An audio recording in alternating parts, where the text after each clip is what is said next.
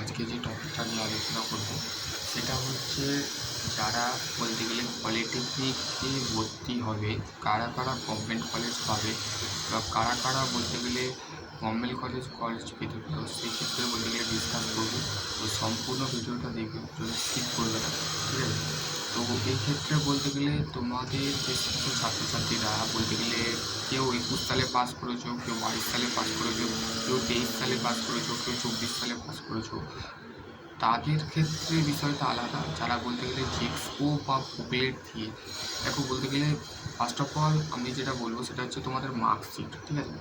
আমার মাধ্যমিকে বলতে গেলে 50% নাম্বার পেলে তুমি বলতে গেলে পলিটেকনিক বা যেটাকে বলে তোমাদের পলিটেকনিক বা যেটাকে বলে বুকলেট, যে এক্সাম দিয়ে তুমি বলতে গেলে পলিটেকনিকে এক্সাম দিয়ে যে পলিটেকনিকে ভর্তি হতো, সেই এক্সাম কিন্তু বলতে গেলে বিগত বছর 2024-এ কিন্তু বলতে গেলে ক্লোজ করে দেওয়া হয়েছে। কেননা আগামী বছর মানে 2024-এর আগের বছর মানে 2023 সালে, তো সেই ক্ষেত্রে তোমাদের যে বলতে গেলে এক্সাম প্যাটার্ন যেটা আছে সেটা কিন্তু বলতে গেলে মেনলি বন্ধ করে দেওয়া হয়েছিল।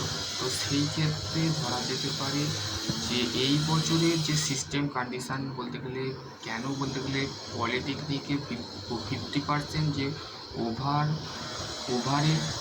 ওভারেটেজ মার্কস, মানে যে মার্কসটা তুমি না পেলে পলিটেকনিকে একদমই ভর্তি হতে পারবে না, কিন্তু স্টেট কাউন্সিলিং সেটা জানিয়ে দিয়েছে, ঠিক আছে?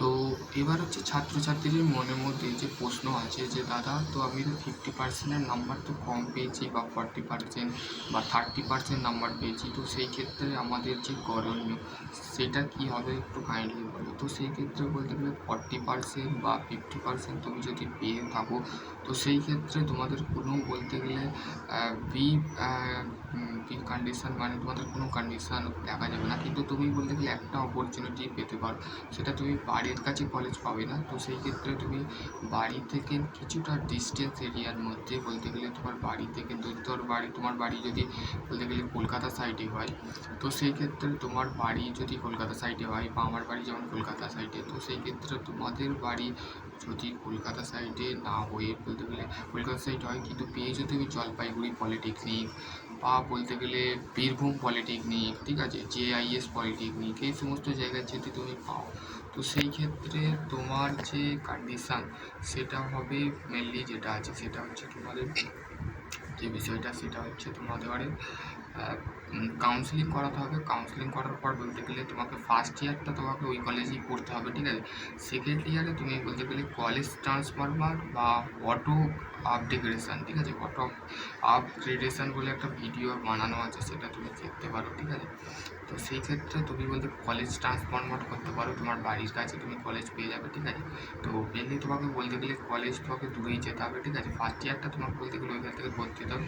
তারপরে তুমি বলতে গেলে HOD বা কলেজের যে প্রিন্সিপাল থাকবে, তো সেই ক্ষেত্রে সেই কলেজের প্রিন্সিপালকে বা কলেজের যে ক্লাস টিচার আছে সেই ক্লাস টিচারকে তুমি বলতে পারো। সেই ক্ষেত্রে তোমাকে বলতে গেলে সেই টিচার তোমাকে একটা নোটিশ বা চিঠি লিখতে বলবে, সেই চিঠিটা লিখে তোমাকে দরখাস্তটা লিখে তোমাকে যে তোমাদের কলেজের যে টিচার থাকবে, তো সেইটা তোমাকে বলতে গেলে ভ্যারিয়াস টু ভ্যারিয়াস সেই কলেজের টিচারকে কিন্তু সেই চিঠিটা তোমাকে দিতে হবে, দিয়ে একটা সই করে দিয়ে তোমাকে ফের যে কলেজে তুমি ফের যাবে সেই কলেজের প্রিন্সিপালকে যে তোমাকে ওই চিঠিটাকে দেখাতে হবে। দেখানোর পর তোমাকে বলতে গেলে কলেজ ট্রান্সফারমার নিয়ে একটা দরখাস্ত করে একটা ইমেল ওই কলেজে পাঠানো হবে।